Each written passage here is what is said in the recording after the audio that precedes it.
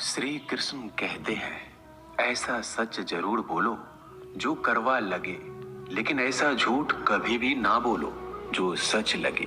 अपने जीवन में कभी भी ना किसी को आनंद में वचन दे, ना क्रोध में दुख में कभी निर्णय ले। गीता में लिखा है, यदि कोई आपको अच्छा लगता है तो अच्छा वो नहीं, अच्छे आप हैं, क्योंकि उसमें सच्चाई देखने वाली नजर आपके पास है। अपनी पीड़ा के लिए संसार को दोष मत दो, अपने मन को समझाओ।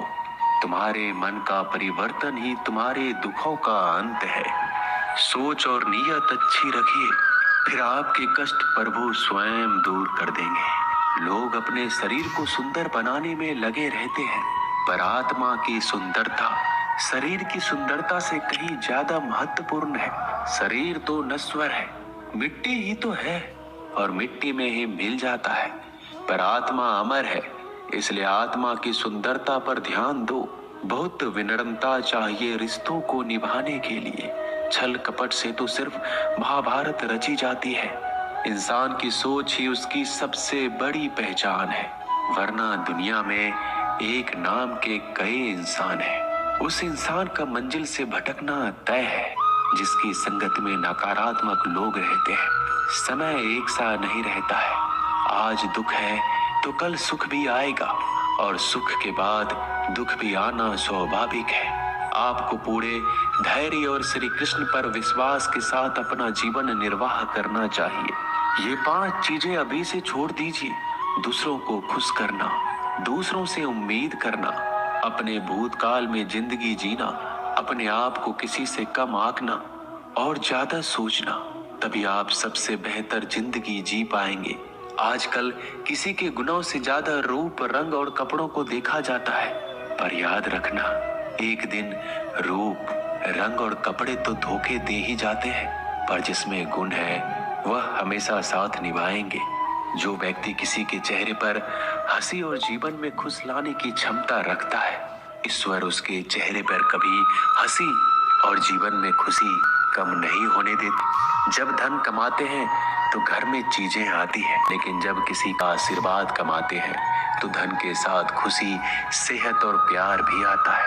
धन से ही नहीं, मन से अमीर बने, क्योंकि मंदिरों में स्वर्ण कलश भले लगे हो, लेकिन नतमस्तक पत्थर की सीढ़ियों पर ही होना पड़ता है। भरोसा जीता जाता है, मांगा नहीं जाता। ये वो दौलत है जिसे पाया जाता है, कमाया नहीं जाता। अगर कोई मनुष्य हमारे साथ बुरा कर रहा है तो उसे करने दो, यह उसका कर्म है और समय उसके कर्म का फल उसे जरूर देगा। लेकिन हमें कभी भी किसी के साथ बुरा नहीं करना चाहिए, क्योंकि यही हमारा धर्म है। अगर आपकी समस्या एक जहाज की तरह बड़ी है तो भूले नहीं कि प्रभु की कृपा सागर जितनी विशाल है। अहंकार में धन, वैभव और वंश तीनों चले जाएंगे। विश्वास ना हो तो रावण, कौरव और कंस को देख लो। भोजन की कीमत भूख के समय होती है और भगवान की कीमत दुख के समय होती है। इसलिए अंधकार में छाया, बुढ़ापे में काया और अंतकाल में माया किसी का साथ नहीं देती। श्री कृष्ण कहते हैं, क्षमा दुनिया का बहुत ही कीमती शब्द है, लेकिन इस क्षमा का कब कैसे इस्तेमाल करना है ये बहुत ही आवश्यक है।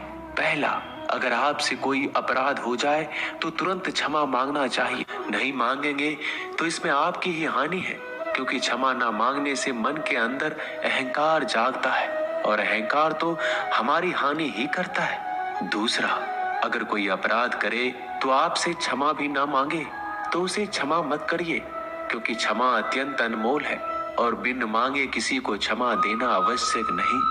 तीसरा, यदि कोई आपके साथ अपराध करे, अनुचित करे और बाद में क्षमा मांगे तो उसे क्षमा कर दीजिए। इससे आपके भीतर की करुणा जागेगी, प्रेम जागेगा और यह आपके लिए शुभ ही है। चौथा, अगर आप कोई अपराध कर दो तो क्षमा अवश्य मांगना, इससे आपको लाभ ही होगा, क्योंकि सामने वाले व्यक्ति आपको क्षमा करे या ना करे, आपके अंदर का अहंकार गिरता है और आपका मन अधिक निर्मल हो जाता है। श्री कृष्ण कहते हैं, जिसके साथ बात करने से ही खुशी दुगनी और दुख आधा हो जाए वो ही अपना है, बाकी तो बस दुनिया है। दुनिया के ये 4 स्थान जो कभी भरते नहीं, समुद्र, इच्छा का घड़ा, शमशान और मनुष्य का मन। कभी भी किसी भी रिश्ते का गलत इस्तेमाल मत करना, क्योंकि रिश्ते तो बहुत मिल जाएंगे पर जिंदगी में अच्छे लोग बार बार नहीं आएंगे।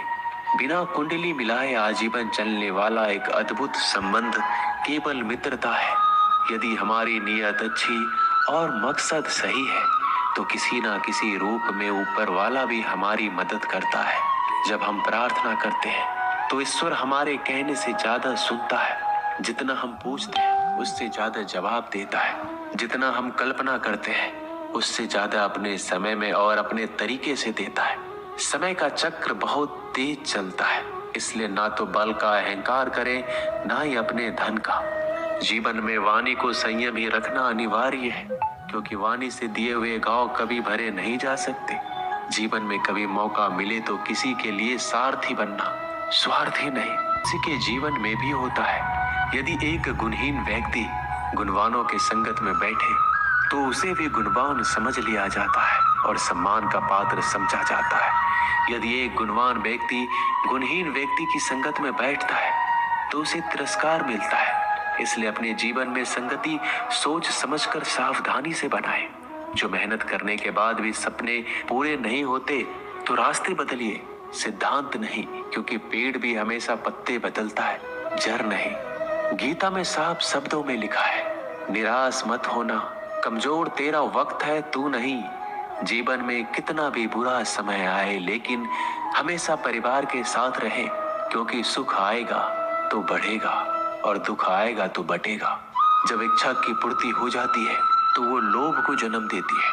जब तक वह संतुष्ट नहीं होता तो क्रोध जन्म होता है। काम, लोभ और क्रोध तीनों के प्रभाव में आकर मनुष्य पाप करता है।